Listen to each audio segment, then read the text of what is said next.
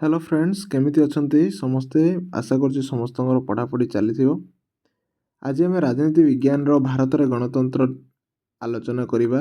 MCQ कहबाको बोले तो बहुत सारा क्वेश्चन अछि जे आमे प्रति धाड़ी रो गोटे गोटे क्वेश्चन बनै परिबा, किंतु आमे सब किछि पढ़ी परिबा नै, सब किछि मन रखि परिबा नै, कारण this is next to impossible, माने बहुत असंभव कहले चले। आउ खास करके थरे पढ़ीदेले तो हेनी, ताको बारंबार रिविजन कले मन रुहे। देखो तुम वर्ष सारा विभिन्न पाठ पढ़ी किंतु एग्जाम टाइम रे मन पड़ेनि, कारण रिविजन इज द की आम जानी शुणी, कारण गोटे जिनिस को आम जिते थर पढ़ा से थर मन रही समय माने एते एग्जाम पाख समय आम भल हम जो क्वेश्चन रिपीटेड आसची आउ बोर्ड एग्जाम रे आसबार संभावना रोचे आर प्रिय क्वेश्चन से सब क्वेश्चन को ही डिस्कसन करवा, जोटा कि आम भल तो आउ बेसी समय बर्बाद न करी प्रथम क्वेश्चन होची आम देश रे प्रति केते वर्ष रे थरे लोकसभा और राज्य विधानसभा पे निर्वाचन हुए। लोकसभा पे राज्यसभा पे नुहे, राज्यर जो विधानसभा माने आम विधायक पे केते वर्ष को थरे निर्वाचन हुए। ये समस्त जानिचो बहुत इजी क्वेश्चन, 5 वर्ष को थरे, किंतु जदि राज्यसभा पचारला सेटा 6 वर्ष को थरे हुए है। भारत रे केते प्रकार निर्वाचन प्रचलित अछि? एटा 2 प्रकार, गोटे हूँ प्रत्यक्ष निर्वाचन आउ गोटे हूँ परोक्ष निर्वाचन।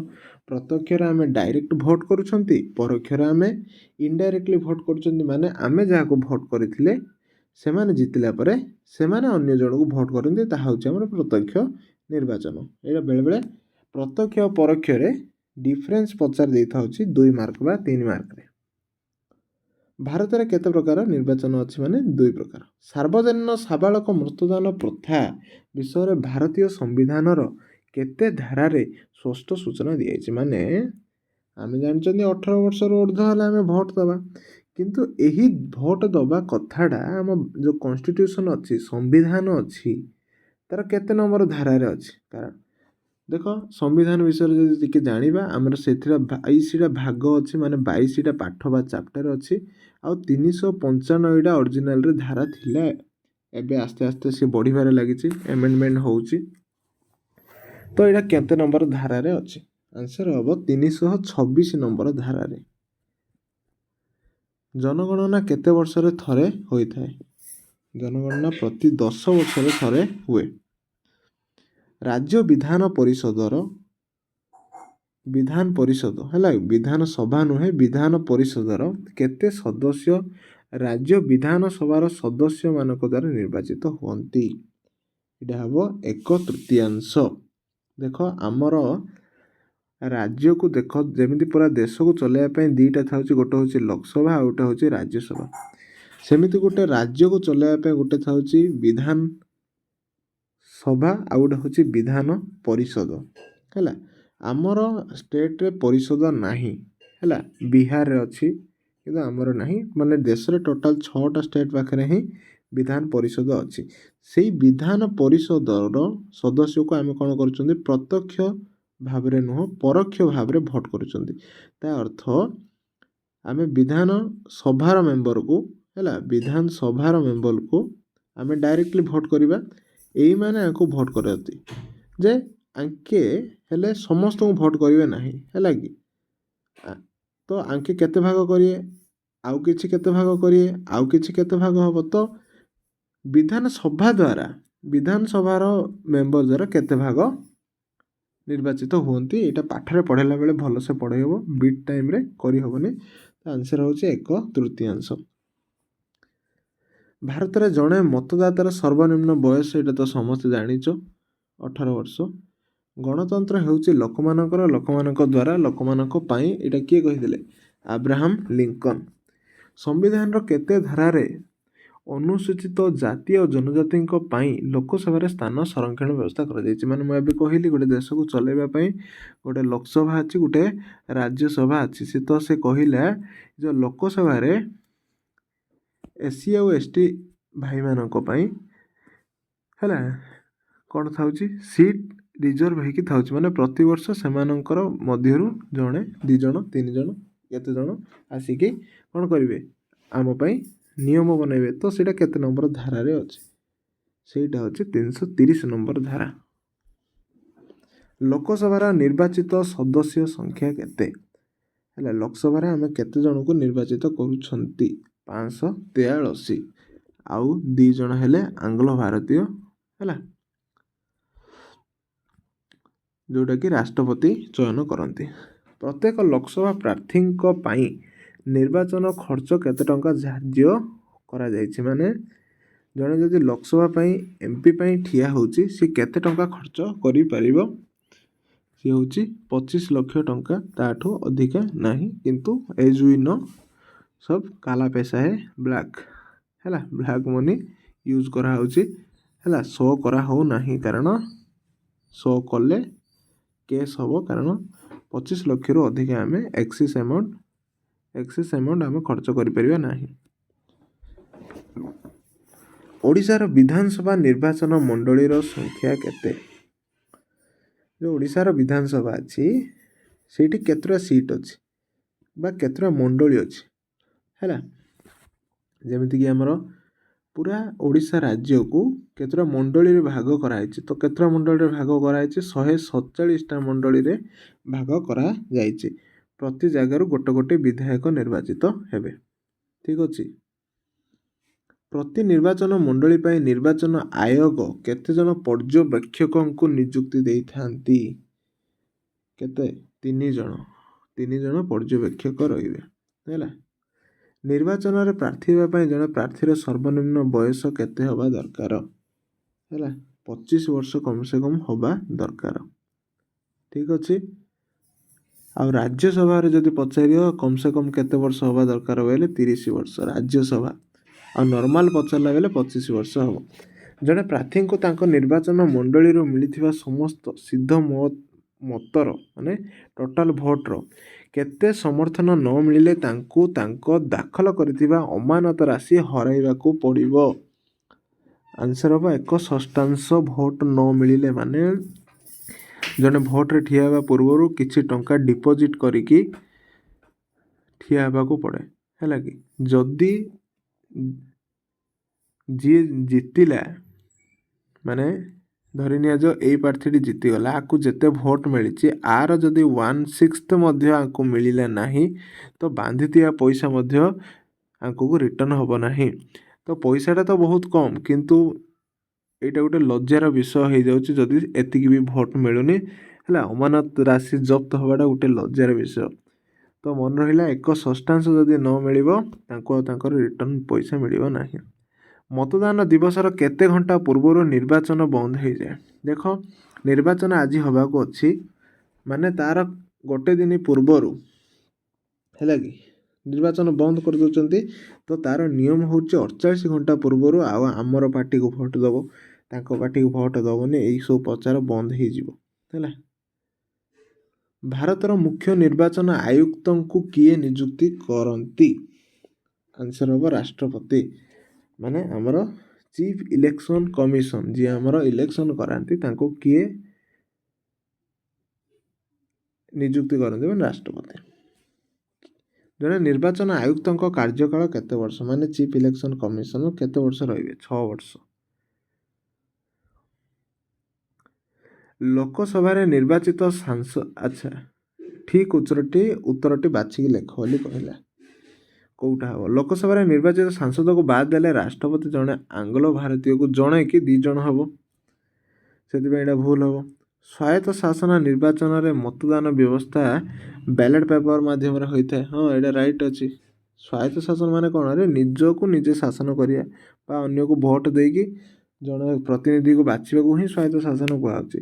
ତ ସେଇଟା ବ୍ୟାଲେଟ୍ ପେପର୍ ବର୍ତ୍ତମାନ EVM ଦ୍ୱାରା ହେଉଛି, ହେଲା କି। EVMର ଫୁଲ୍ ଫର୍ମ କିଏ ଜାଣିଛ କମେଣ୍ଟ କରିବ, ହେଲା। ଆଉ ସରପଞ୍ଚକୁ ତ ଆମେ ପରୋକ୍ଷ ଭାବରେ ଭୋଟ୍ ଦେଉଛନ୍ତି କି, ଆମେ ନିଜେ ଯାଇକି ଭୋଟ୍ ଦେଉଛନ୍ତି। ଆଉ ଏଇଟା ତ ଭୁଲ, 20 ଦିନ ପାଇଁ ସମୟ ଲାଗିଥାଏ ବୋଲି କହିଲା, ଏଇଟା ହିଁ ଠିକ୍ ହେବ, ଖଟା। ରାଜ୍ୟ ନିର୍ବାଚନ ଆୟୋଗଙ୍କ କାର୍ଯ୍ୟକାଳ କେତେ? ରାଜ୍ୟରେ ଯେଉଁ ନିର୍ବାଚନ କରିବା ପାଇଁ ଥାଉଛନ୍ତି ଆୟୋଗ, ତାଙ୍କର କାର୍ଯ୍ୟକାଳ କେତେ? କାର୍ଯ୍ୟକାଳ ପଚାରିଛି? ନା ନା ନା, ଏଇଟା କାର୍ଯ୍ୟାଳୟ ପଚାରିଛି। କେଉଁଠି ତାର କାର୍ଯ୍ୟାଳୟ ଅଛି? ରାଜ୍ୟର ଇଲେକ୍ସନ ଆୟୋଗର କାର୍ଯ୍ୟାଳୟ କେଉଁଠାରେ ଅଛି? ଭୁବନେଶ୍ୱର ଆମର କ୍ୟାପିଟାଲରେ ଅଛି। ରାଜ୍ୟ ନିର୍ବାଚନ ଆୟୁକ୍ତଙ୍କ କାର୍ଯ୍ୟକାଳର ବୟସ ସୀମା ସର୍ବାଧିକ କେତେ? ମାନେ ତାଙ୍କୁ କେତେ ବର୍ଷ ହେଇଗଲେ ତାଙ୍କୁ ରିଟାୟାରମେଣ୍ଟ ନେବାକୁ ପଡ଼ିବ?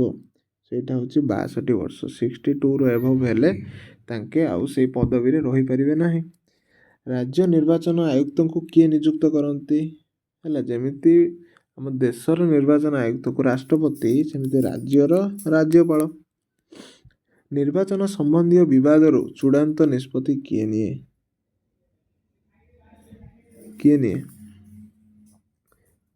ଯଦି କିଛି ବିବାଦ ହେଲା ନିର୍ବାଚନକୁ ନେଇକି, ହେଲା, ନିର୍ବାଚନ ଆୟୁକ୍ତ ତାର ଚୂଡ଼ାନ୍ତ ନିଷ୍ପତ୍ତି ନିଅନ୍ତି। ତାପରେ ଭାରତର ନିର୍ବାଚନରେ ନିମ୍ନୋକ୍ତ ମଧ୍ୟରୁ କେଉଁଟି ଏହାର ବୈଶିଷ୍ଟ୍ୟର ପରିସରଭୁକ୍ତ ନୁହେଁ? ମାନେ ଆମର ଦେଶରେ ଯେଉଁ ରାଜନୀତି ବା ନିର୍ବାଚନ ହୁଏ, କୋଉଟାକୁ ସିଏ ମାନେ ନାହିଁ ବୋଲି କହିଛି। ମାନେ କୋଉଟା ଆମେ ମାନୁନାହୁଁ ଏଇ ଚାରିଟାରୁ। କ'ଣ ହେବ ଆନ୍ସର? ପ୍ରତିଦ୍ୱନ୍ଦ୍ୱିତା ପାଇଁ ରାଜନୈତିକ ଦଳ ସଂଖ୍ୟା ବୃଦ୍ଧି। ହଁ, ଆମେ ରାଜନୈତିକ ଦଳ ବଢ଼ୁଛନ୍ତିକା ପ୍ରତିନିଧିତ୍ୱ କରିବା ପାଇଁ ବା ପ୍ରତିଦ୍ୱନ୍ଦ୍ୱୀ ବା ଲଢ଼ିବା ପାଇଁ। ପ୍ରତିଦ୍ୱନ୍ଦ୍ୱିତାର ସଂଖ୍ୟାର ଅସ୍ୱାଭାବିକ ବୃଦ୍ଧି। ହଁ, ଏଇଟା ବି ହୁଏ। କିନ୍ତୁ ସରକାରଙ୍କର ନିର୍ବାଚନ ବ୍ୟୟ, ମାନେ ନିର୍ବାଚନର ପଇସାଟାକୁ ହ୍ରାସ କରିବାର ଆମର କୌଣସି ମଧ୍ୟ ଉଦ୍ଦେଶ୍ୟ ରହୁନାହିଁ ନିର୍ବାଚନରେ, ହେଲା। ଠିକ୍ ଅଛି। 24 ନମ୍ବର ଠିକ୍ ଉତ୍ତରଟି ବାଛିକି ଲେଖ। କ'ଣ ହେବ? ଭାରତରେ ଲୋକସଭାର ସଦସ୍ୟମାନେ ପ୍ରତ୍ୟକ୍ଷ ଭାବେ ନିର୍ବାଚିତ ହୁଅନ୍ତି। ହଁ, ଏଇଟା ଠିକ୍। ଏକଥା ପ୍ରଥମେ କଟା ଠିକ୍ ହେଇଗଲା, ଆଉ ତଳକୁ ଦେଖିବାକୁ ପଡ଼େ ନାହିଁ। କିନ୍ତୁ ଦେଖିଦେବା, ଭାରତର ରାଷ୍ଟ୍ରପତି ପ୍ରତ୍ୟକ୍ଷ ନା ଭାରତର ରାଷ୍ଟ୍ରପତି ପରୋକ୍ଷ ଭାବରେ ନିର୍ବାଚିତ ହୁଅନ୍ତି। ମାନେ ଆମେ ରାଷ୍ଟ୍ରପତିକୁ ଡାଇରେକ୍ଟ ଭୋଟ୍ କରିପାରୁନାହୁଁ। ରାଜ୍ୟ ବିଧାନସଭାର ସଦସ୍ୟମାନେ ପରୋକ୍ଷ ନା ପ୍ରତ୍ୟକ୍ଷ ବିଧାୟକ ପାଇଁ। ପରୋକ୍ଷ କୋଉଟା ପ୍ରତ୍ୟକ୍ଷ କୋଉଟା ମୁଁ କହିଦେଉଛି ଦେଖ। ପ୍ରତ୍ୟକ୍ଷରେ, ହେଲା, ଜାଗା ହେଉନି, ଆମର ସରପଞ୍ଚ ହେଲା, ସମିତି ସଭ୍ୟ, ୱାର୍ଡ ମେମ୍ବର, ହେଲା, MP ମେମ୍ବର ଅଫ୍ ପାର୍ଲିଆମେଣ୍ଟ, ଆଉ ରାଜ୍ୟ ବିଧାନସଭାର, ହେଲା, କିନ୍ତୁ ବିଧାନ ପରିଷଦ, ରାଷ୍ଟ୍ରପତି, ରାଜ୍ୟପାଳ, ଏଇସବୁ କ'ଣ ପରୋକ୍ଷ ଭାବରେ ହେବ।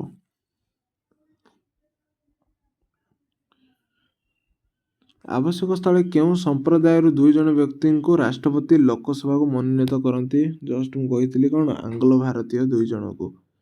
କେଉଁ ନିର୍ବାଚନରେ ଦଳୀୟ ସଂକେତ ବ୍ୟବହାର କରାଯାଏ ନାହିଁ? କାରଣ ତମେ ଦେଖିଥିବ ସରପଞ୍ଚ ନିର୍ବାଚନରେ ଶଙ୍ଖ, ହାତ କି କିଛି ବି ଚିହ୍ନ ୟୁଜ୍ କରାଯାଏ ନାହିଁ। ତ ହେବ ସରପଞ୍ଚ ପ୍ରାର୍ଥୀ ପାଇଁ। ବିଧାନସଭାରେ ହୁଏ, ଲୋକସଭାରେ ବି ହୁଏ, ଜିଲ୍ଲା ପରିଷଦରେ ବି ହୁଏ। କେବଳ ସରପଞ୍ଚ ପ୍ରାର୍ଥୀ ପାଇଁ ଦଳୀୟ ଚିହ୍ନ ୟୁଜ୍ କରାଯାଏ ନାହିଁ। କେଉଁଟି ସୁସ୍ଥ ନିର୍ବାଚନ ପ୍ରକ୍ରିୟାର ବିରୋଧୀ? ମାନେ କେଉଁ କାମଟା କଲେ ଭଲସେ ନିର୍ବାଚନ ପ୍ରକ୍ରିୟାଟା ସମ୍ପୂର୍ଣ୍ଣ ହୁଏ ନାହିଁ? ମତଦାନ ତାଲିକା, ମାନେ କାହାର ନାଁ ଗାଁ ଯେଉଁ ଭୋଟର ଲିଷ୍ଟରେ ସଂଶୋଧନ କରିବା, ଠିକ୍ କରିବା, ଭଲ କାମଟା। ପରିଚୟ ପତ୍ର ଯାଞ୍ଚ କରିବା, ଭଲ କାମ।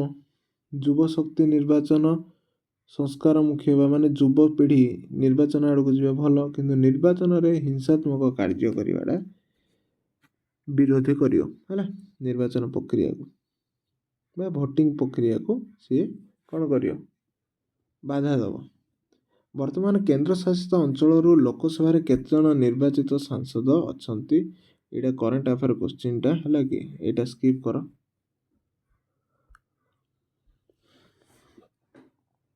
ଠିକ୍ ଉତ୍ତରଟି ବାଛିକି ଲେଖ, ହେଲା। କହି ଟିକେ ପାଟି ଲାଗିଯାଉଛି, ଡୋଣ୍ଟ ମାଇଣ୍ଡ। ଲୋକସଭାର ସାଂସଦମାନେ ଉପରାଷ୍ଟ୍ରପତିଙ୍କୁ ନିର୍ବାଚିତ କରନ୍ତି। ପରୋକ୍ଷ ନିର୍ବାଚନରେ ନିର୍ବାଚନ ଖର୍ଚ୍ଚ ଅଧିକ ହୋଇଥାଏ। ଏମିତି ତ କିଛି ବି ନାହିଁ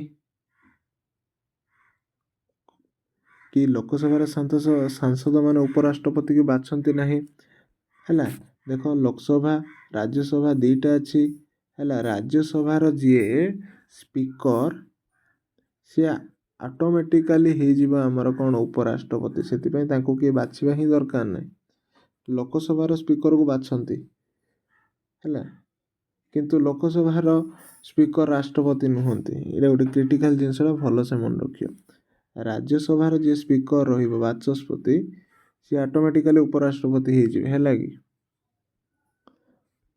ତ ଆନ୍ସର ଆର ହେବ ଲୋକସଭା ଓ ରାଜ୍ୟସଭା ଉଭୟ ଗୃହର ସଦସ୍ୟ ରାଜ୍ୟ ବିଧାନସଭାର ନିର୍ବାଚିତ ସଦସ୍ୟମାନେ ରାଷ୍ଟ୍ରପତିକୁ ନିର୍ବାଚିତ କରନ୍ତି। ହଁ, ଏଇଟା ହେବ କରେକ୍ଟ।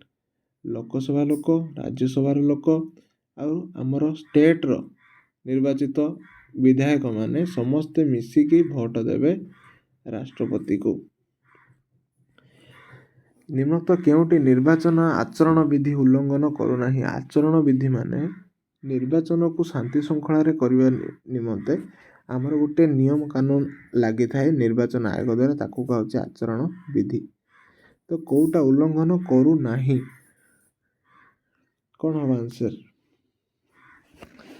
ନିର୍ବାଚନ ପ୍ରଚାର କାର୍ଯ୍ୟରେ ସରକାରୀ ଗାଡ଼ି ଓ ସରକାରୀ କର୍ମଚାରୀକୁ ବ୍ୟବହାର କରିବା, ଏଇଟା ଉଲ୍ଲଂଘନ କରୁଛି। କୌଣସି ପୂଜାସ୍ଥଳ ଦେବୀପୀଠଙ୍କୁ ନିର୍ବାଚନ ପ୍ରଚାର କାର୍ଯ୍ୟରେ ବ୍ୟବହାର କରିବା, ଏଇଟା ବି ଉଲ୍ଲଂଘନ କରୁଛି। ସେମିତି କରିବା ଉଚିତ ନୁହେଁ। ନିର୍ବାଚନ ତାରିଖ ଘୋଷଣା ପରେ ଜଣେ ମନ୍ତ୍ରୀ ଏକ ସେତୁର ଶିଳାନ୍ୟାସ କରିବା, ଏଇଟା ମଧ୍ୟ ଆଚରଣ ବିଧି ଉଲ୍ଲଂଘନ କରୁଛି। ମାନେ ନିର୍ବାଚନ ତାରିଖ ହେଇଗଲା, ସେ ଠିଆ ମଧ୍ୟ ହେଇଗଲା, ତାପରେ ଯାଇକି ସେ କ'ଣ କରୁଛି, ଏଇସବୁ ଏ ଉଦ୍ଘାଟନ ଏତେ ବର୍ତ୍ତମାନ ତ ସେମିତି ହିଁ ହେଉଛି। ସବୁ କିଛି ଆଚରଣ ବିଧି ଉଲ୍ଲଂଘନ କରୁଛନ୍ତି। ହେଲା, ଏତେ ସବୁ ଉଲ୍ଲଂଘନ କରୁଛି, ଏଇଟା ହିଁ କେବଳ ଉଲ୍ଲଂଘନ କରୁନାହିଁ। ନିର୍ବାଚନ ପ୍ରଚାର ପାଇଁ ଦଳୀୟ ପ୍ରାର୍ଥୀଙ୍କୁ ନିଜର ମତାମତ ରଖିବାକୁ ମାତ୍ର 10 ମିନିଟ୍ ସମୟ ପ୍ରଦାନ କରିବା, ଏଇଟା ଉଲ୍ଲଂଘନ କରୁନାହିଁ। ତ ଇଏ ଥିଲା ଆମର ଆଜିର କୋଶ୍ଚିନ୍। ହେଲା, ବିଟ୍ ସାଙ୍ଗରେ MCQ ସାଙ୍ଗରେ ତୁମେ ବହୁତ କିଛି ଅଲଗା ଅଲଗା ଜିନିଷ ମଧ୍ୟ ଜାଣିଲ। ତ ଯଦି ତୁମେ ଭିଡ଼ିଓକୁ ଲାଇକ୍ କରିଲ, ହେଲା, ପସନ୍ଦ ଆସିଲା, ଦେନ୍ ସବସ୍କ୍ରାଇବ୍ କରନ୍ତୁ। କାରଣ ଆମେ ବହୁତ କମ୍ ସବସ୍କ୍ରାଇବରରେ ବହୁତ କିଛି କ୍ୱାଲିଟି କଣ୍ଟେଣ୍ଟ ଦେବାକୁ ଚେଷ୍ଟା କରୁଛୁ। ଠିକ୍ ଅଛି, ତ ମିଶିବା ପୁଣି ନେକ୍ସଟ ଭିଡ଼ିଓରେ।